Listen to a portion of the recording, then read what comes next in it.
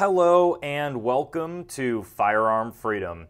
This is going to be a video about the upgrades that I have made to the Super Shorty 300 Blackout that you guys saw featured on my channel a couple of months ago.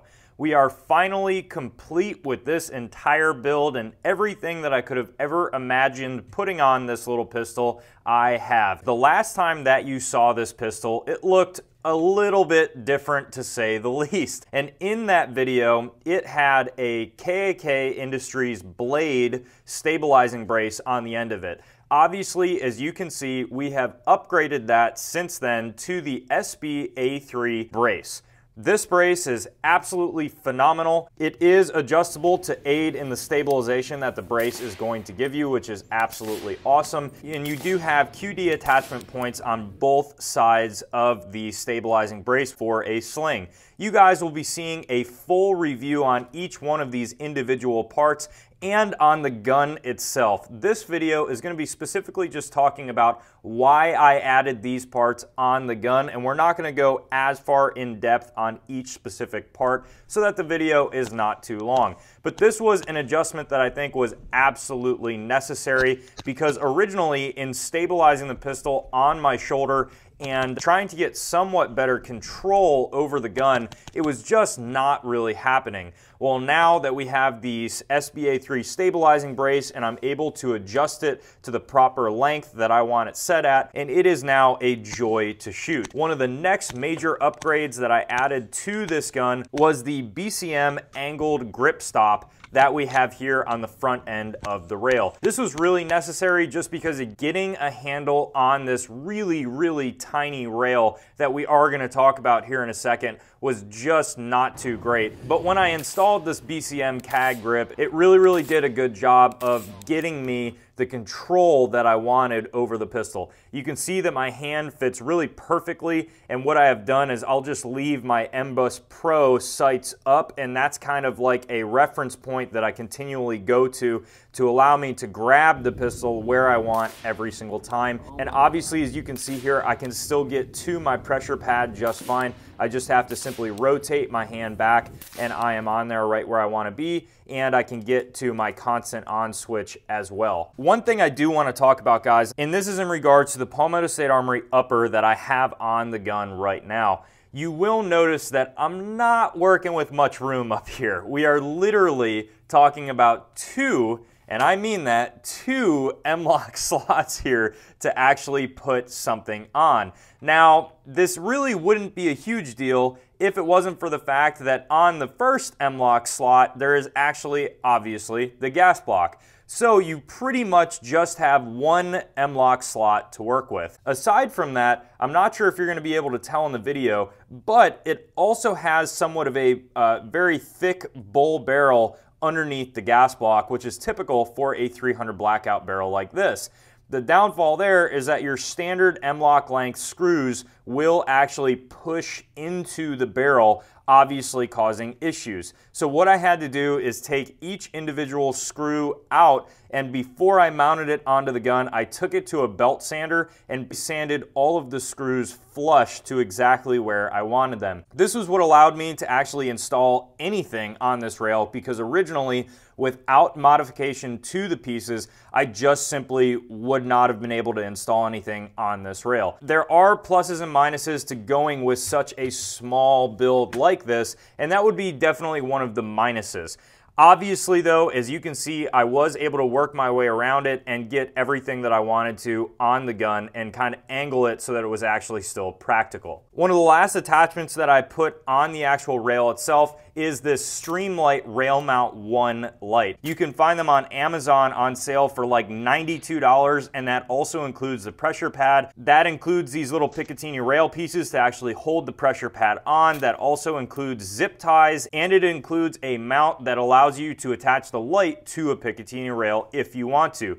You don't have to run the pressure pad, you can run just your standard tail cap. And as you could imagine, that standard tail cap just simply would not have worked with this build and how tiny it is. I had to have this pressure pad so that way I could still easily hold the gun on my strong side without any obstructions here with the ginormous light on that side holding my hand up. if I do switch to weak hand side, I can still hold the CAG grip, or I can come back and kind of just get one finger on it, and still it allows me to touch my light where I want it. And the other attachment that I have made to this light, which you guys have seen before in my home defense rig, is this Magpul Scout light mount.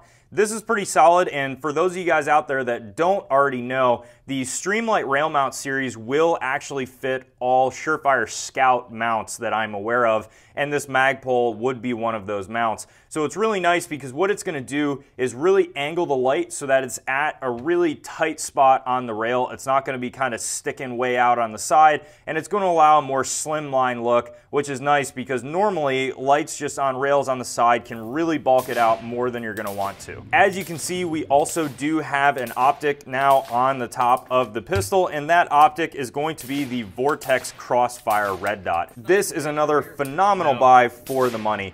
You can find these online anywhere between $130 and $149. I think I ended up picking this guy up for about $149 at my local gun shop. It is going to come with the riser to run on ARs like this, and it's also going to come with the flat mount to run on something like the Scorpion or a shotgun. So again, that's a really nice value that it is going to come with that riser. Now, the other thing that I like about this riser that you guys can see here is that it is a skeletonized riser. So I do want to keep this build semi-light for really what it is, and this is nice because it's not going to add a ton of weight up at the top, so maneuvering the gun is still extremely fast because of how short and light the gun is. And the final attachment that we've added on this gun since the last time you've seen the gun specifically in the first impressions video was this Silencerco Omega. Now, you guys have seen this setup. If you have seen my Silencerco Omega first impressions video, that is also up on my channel. Go ahead and click that card right up in the right hand corner right now to check it out.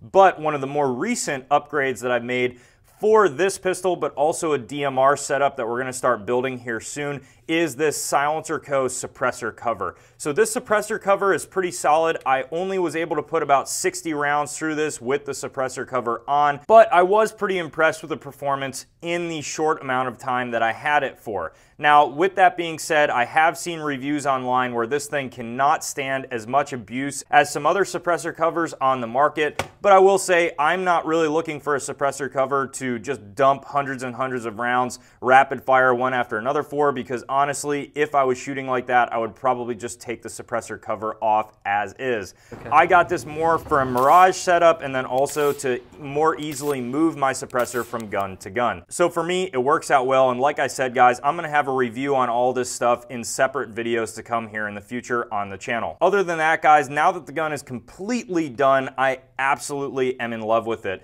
It runs great. I've had absolutely no issues so far, and this thing runs like a beast at the range. It goes super fast with this Geisley trigger in there, and it is super, super quiet. So that's pretty much going to wrap this video up, guys. I'm not going to be putting any links in the description of any of these items just because of YouTube's new rules. If you are curious about where one of these are, just go ahead and comment down below, and I absolutely will get back to you. Also, guys, head down to that description and check out the Firearm Freedom Facebook, Instagram, Twitter, and Backwood USA account. We have 4 different accounts, so pretty much whatever social media site that you are currently on, you can still see some awesome daily gun pictures posted every single day, and it is an absolute blast. So be sure to give those a follow, and also head down there and hit that subscribe button and ring that bell. I greatly appreciate all the support on the channel. We just went over 3,000 subscribers, and I'm so pumped with that, and I can't wait to see how much further we can take it. Thank you guys so much for watching, and as always, stay tuned for more great videos to come soon.